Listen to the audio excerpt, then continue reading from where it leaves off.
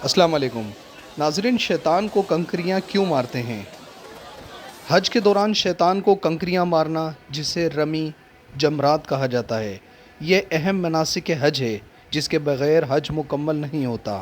یہ حضرت ابراہیم علیہ السلام کی سنت کی یادگار ہے۔ ناظرین، حج اسلام کا ایک بہت اہم رکن ہے اور ہر صاحب استطاعت مسلمان پر زندگی میں ایک بار فرض ہے۔ حج ایک مخصوص عبادت ہے جو ذی الحجہ کے مہینے میں مکہ مکرمہ میں ادا کیا جاتا ہے۔ حج اسلام کے 5 ارکان میں سے ایک ارکان ہے۔ حج ہر اس مسلمان پر فرض ہے جو بالغ، عاقل، آزاد، صحت مند اور مالی طور پر مضبوط ہو۔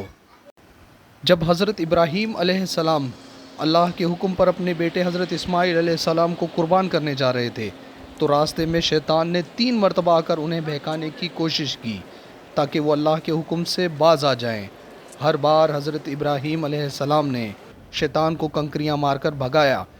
اسی واقعے کی یاد میں حاجی منی میں 3 مخصوص جگہوں پر کنکریاں مارتے ہیں اور ان 3 مقامات کو الگ الگ نام دیے گئے ہیں: جمرات صغریٰ، جمرات وسطیٰ اور جمرات کبریٰ۔ ان 3 الگ الگ مقامات پر جس طریقے سے شیطان نے بہکایا، اس میں سب سے پہلے شیطان نے حضرت ابراہیم علیہ السلام کے سامنے آ کر کہا، تم اپنے بیٹے کو کیوں قربان کرنے جا رہے ہو؟ کیا تم واقعی یہ سمجھتے ہو کہ اللہ تم سے ایسا چاہتا ہے؟ یہ تو صرف ایک خواب تھا۔ جس پر حضرت ابراہیم علیہ السلام نے فوراً شیطان کو رد کیا اور 7 کنکریاں مار کر اسے بھگا دیا۔ یہ واقعہ ہے جمرات صغریٰ کا، پہلی جگہ۔ دوسری جگہ جمرات وسطیٰ، شیطان دوبارہ سامنے آیا، اس بار حضرت ابراہیم علیہ السلام کی بیوی حضرت ہاجرہ کی صورت میں۔ وسوسہ ڈالنے کی کوشش کی تاکہ وہ ماں کے جذبات سے فائدہ اٹھا کر حضرت ابراہیم علیہ السلام کو روک سکے، مگر حضرت ابراہیم علیہ السلام نے پھر اسے 7 کنکریاں مار کر بھگا دیا۔ پھر آتی ہے تیسری جگہ، جمرات کبریٰ۔ تیسری بار شیطان نے حضرت اسماعیل علیہ السلام کے قریب آ کر وسوسہ ڈالنے کی کوشش کی، کیا تم واقعی چاہتے ہو کہ تمہارے والد تمہیں ذبح کریں؟ تمہیں تو اپنی جان کی فکر کرنی چاہیے۔ جس پر حضرت اسماعیل علیہ السلام نے بھی اللہ کے حکم پر کامل یقین ظاہر کیا اور شیطان کو ٹھکرا دیا۔ حضرت ابراہیم علیہ السلام نے دوبارہ اسے 7 کنکریاں ماری۔ اس کے بعد حضرت ابراہیم علیہ السلام نے حضرت اسماعیل علیہ السلام کو اللہ کے حکم کے مطابق قربان کرنے کا ارادہ کیا، لیکن اللہ تعالیٰ نے ان کی سچائی اور اطاعت دیکھ کر حضرت اسماعیل علیہ السلام کو محفوظ رکھا اور ان کی جگہ ایک مینڈا بھیجا۔ قرآن میں بھی واقعہ اس طریقے سے آتا ہے۔